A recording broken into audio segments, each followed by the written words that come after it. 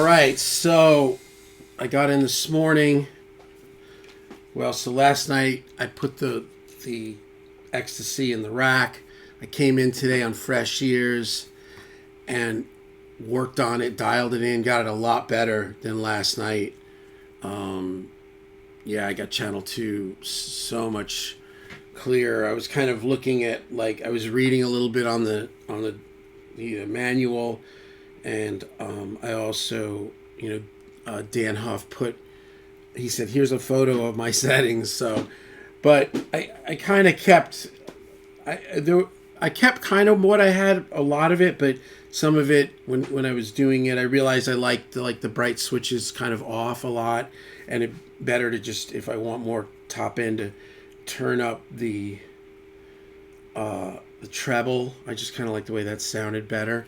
But here's what I had basically last night on the channel 2 on the Ecstasy. And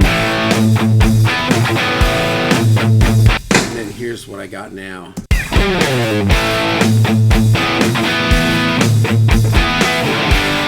It's better, and I can back off if it just felt too dark this way.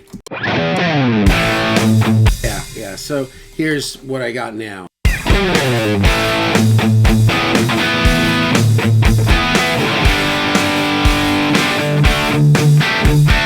I love the chewy. So, oh man, I love the way that sounds. And then here's the cleans, just on my Les Paul with the pickups.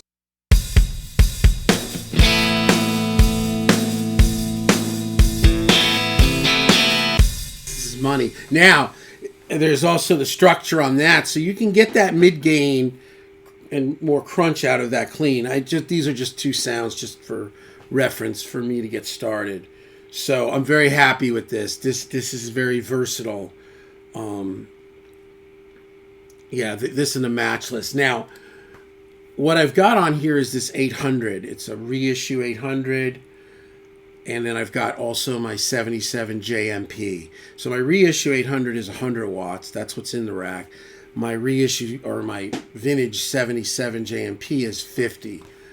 And one of the things that was really prompting me to throw the 800 up was the effects loop.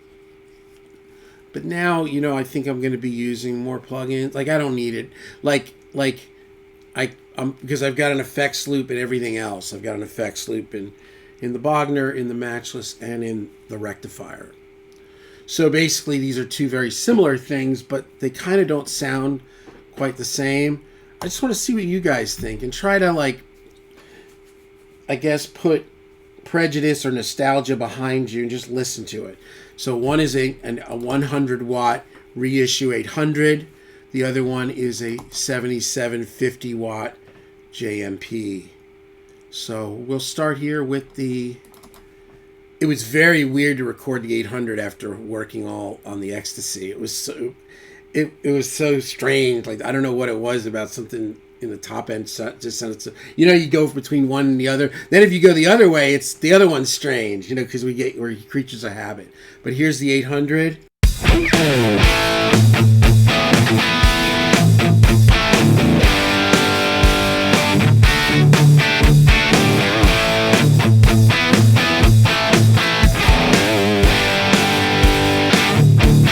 Here's the 77.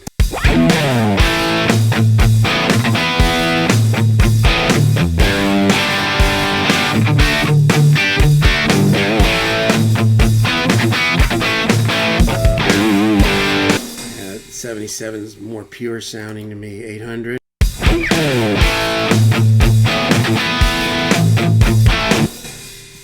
'77.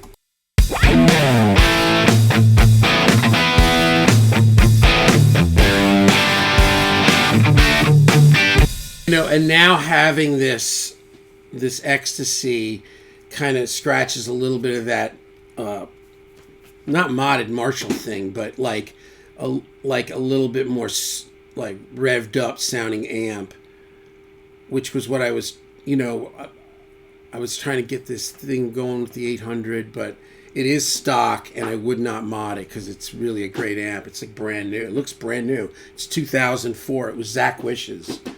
So it was on all those Zach Wish videos. It sounds fucking like brand new. 800.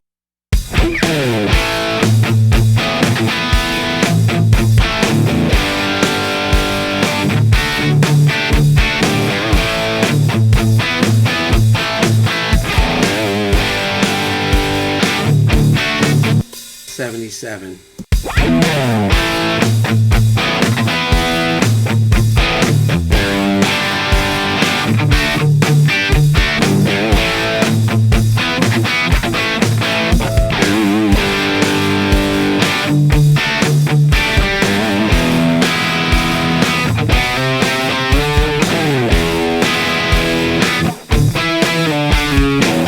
Now that down in the E part with the 800.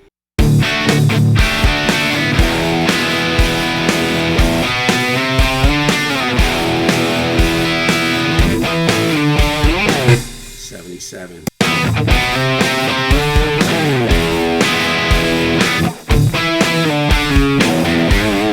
All right, because if the thought was just throw the 77, then the 800 would be on the chopping block, I'd dump it, and then that would be it. I just have my 4 amps and at FM9, and because if I keep the 800 on there, then I still have 5 amps because I'm not selling the 77. So then the 77 ends up going into the live room or the ISO booth or whatever, and it just sits there. So it's not going to be used really. So there you go. 800.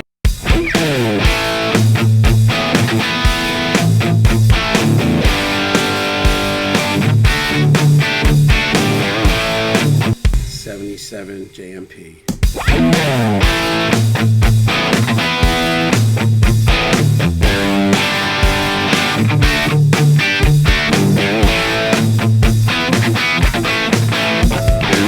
Let me know. This is like the big decision. It's really the